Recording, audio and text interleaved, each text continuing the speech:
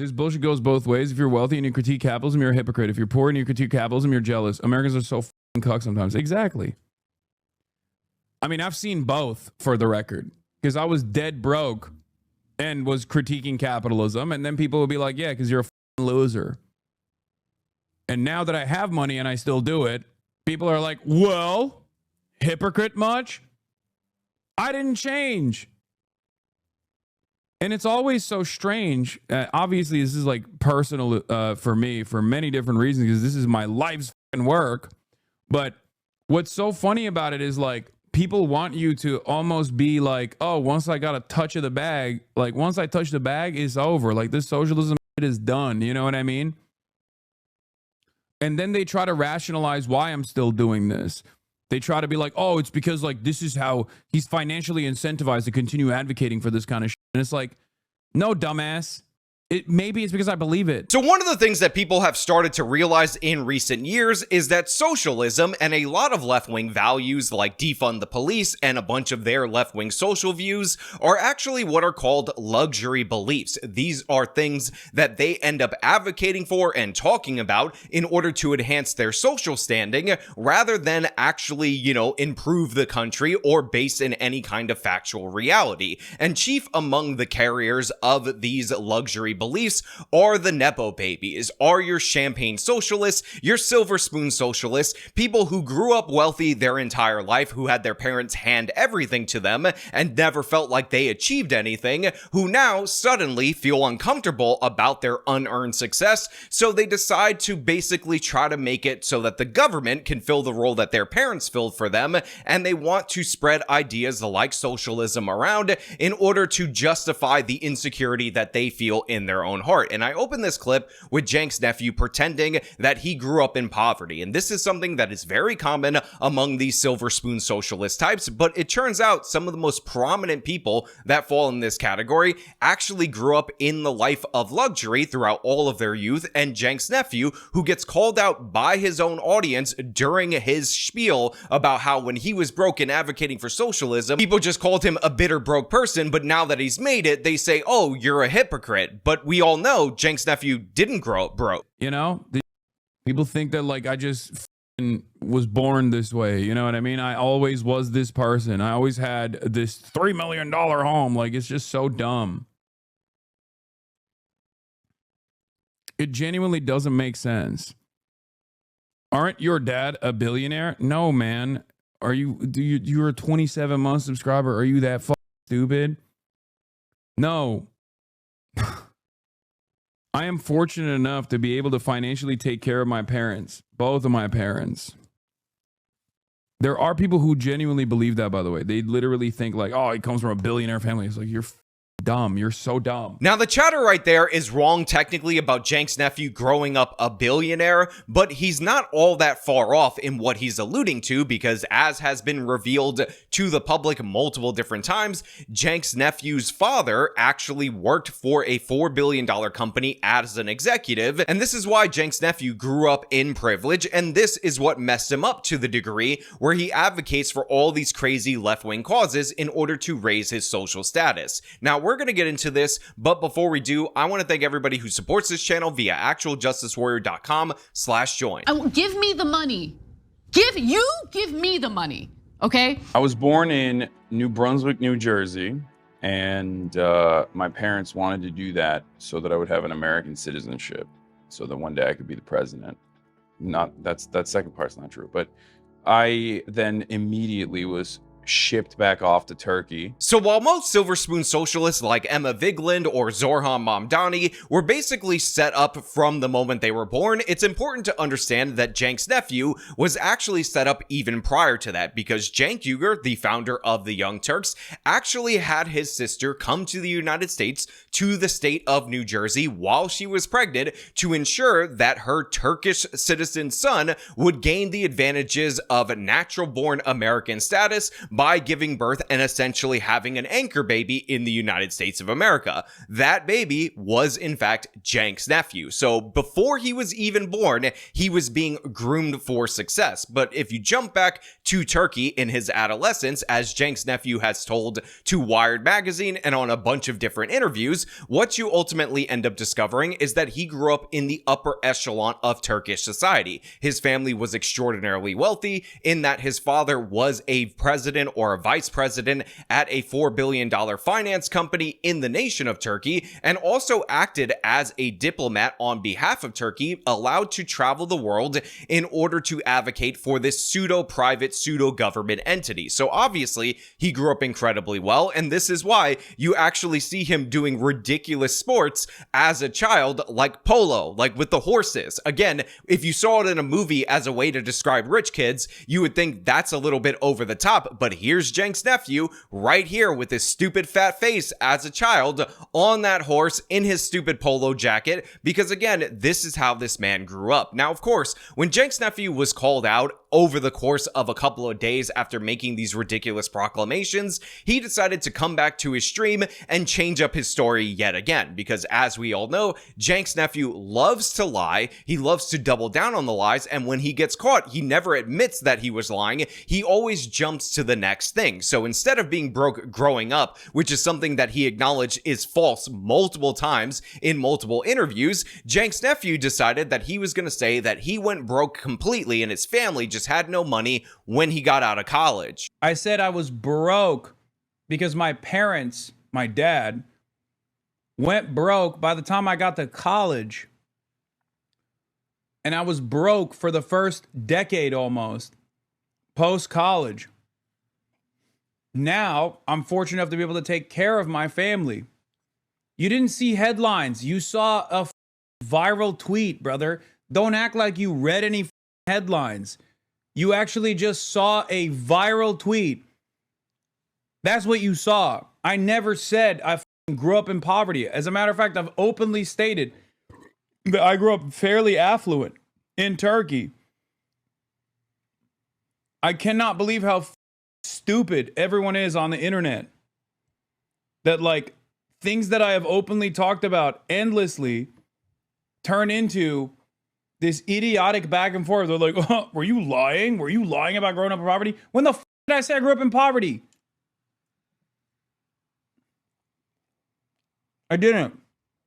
I said I was broke in college and after college. So now the story has changed. Now the story has pivoted. Now his father went broke even though he was in a great state in the state of Turkey right when he got to college or when he graduated college. And in reality, it was just a struggle for him for nearly a decade post his graduation from university. I said I was broke because my parents, my dad, went broke by the time I got to college. And I was broke for the first decade almost, post-college. But the thing is, Cenk's nephew is like a year or two younger than me. He is 33 years old right now, going on 34. So a decade after college would have been after he was age 22 or 23, depending on when he graduated. But we know from his Wikipedia page and from all the things that he said in multiple interviews before that, that he ended up getting a job immediately with his uncle's company, hence the name Cenk's Nephew, the Young Turks. And by the way, he was paid significantly well for the low level of content that he was producing, not to mention he got a whole host of opportunities that he would not have gotten but for the fact that he was Cenk's nephew. How much do you make, that wouldn't necessarily even push the needle. I will be very honest, it's really embarrassing, especially because my boss is sitting right there.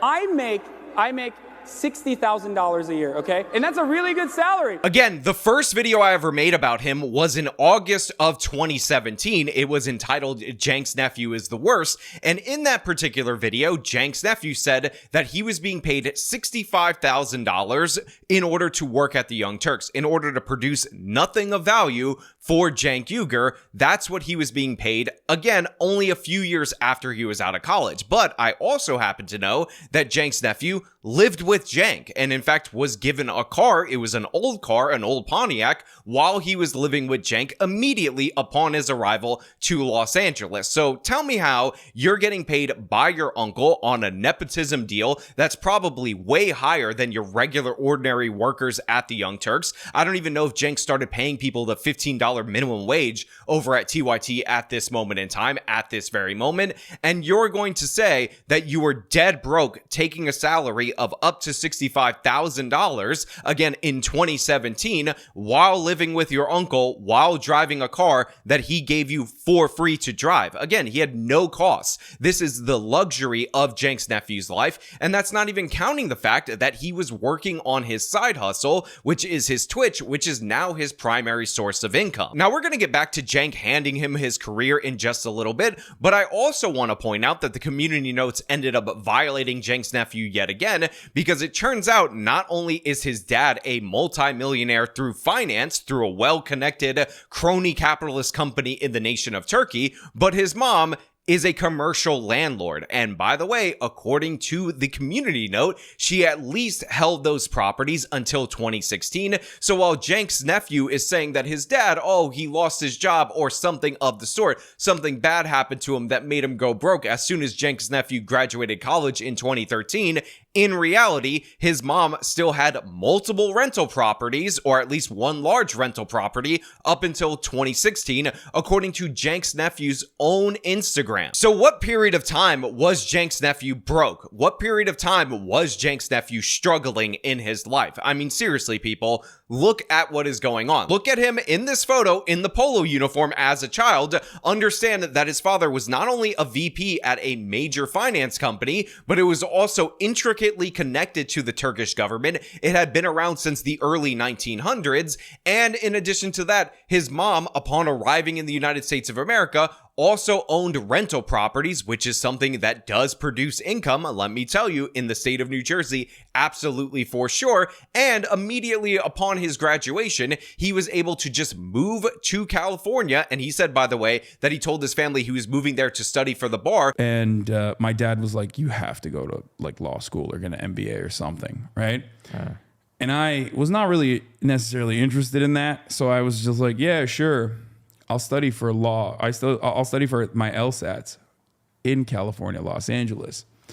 At the time, you guys probably know this, but if you don't, my uncle has a YouTube channel called The Young Turks. It was like a 26-person shop. It was like a tiny operation, not that big, not that media behemoth or anything.